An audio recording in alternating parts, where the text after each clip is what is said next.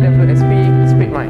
Baru-baru ni, KWSP atau Kumpulan Wang Simpanan Pekerja sahkan bahawa mereka kini memegang 5% saham dalam 99 Speedmart, iaitu salah satu rangkaian kedai sebeneka paling popular di Malaysia. Untuk rekod, 99 Speedmart ni dah ada lebih 2,300 cawangan dekat seluruh negara dan masih berkembang pesat, termasuk ke pasaran luar seperti Singapura. Jadi, bila KWSP buat pelaburan dalam syarikat ni, ia sebenarnya satu isyarat keyakinan besar terhadap potensi pertumbuhan syarikat runcit tempatan. KWSP dalam kenyataan mereka berkata, pelaburan ini selaras dengan matlamat jangka panjang untuk menjana pulangan mampan kepada pencarum. Maksudnya, ini bukan setakat nak main saham, tetapi satu langkah strategik berdasarkan prestasi dan potensi syarikat yang kukuh. Nak tahu apa yang buat 99 Speedmart ni menarik? Modal perniagaan mereka efisien, stok sentiasa dikawal rapi, fokus pada harga berpatutan dan lokasi strategik, pengurusan yang konsisten dan berkembang stabil tanpa terlalu banyak gimmick. KWSP bukan calon-calon pelabur. Mereka biasanya sangat berhati-hati dalam memilih syarikat. Jadi bila mereka masuk, itu petanda bahawa syarikat tu dah ada track record dan prospek yang meyakinkan.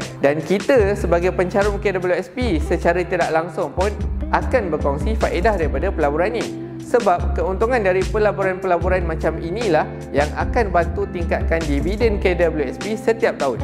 Jadi secara ringkas, KWSP kini rangkan strategik dalam 99 Speedmart. Satu lagi bukti bahawa syarikat tempatan pun mampu jadi tumpuan pelabur institusi besar. Dan kalau 99 Speedmart terus perform, kita semua sebagai rakyat Malaysia dan pencarum pun boleh tumpang bangga.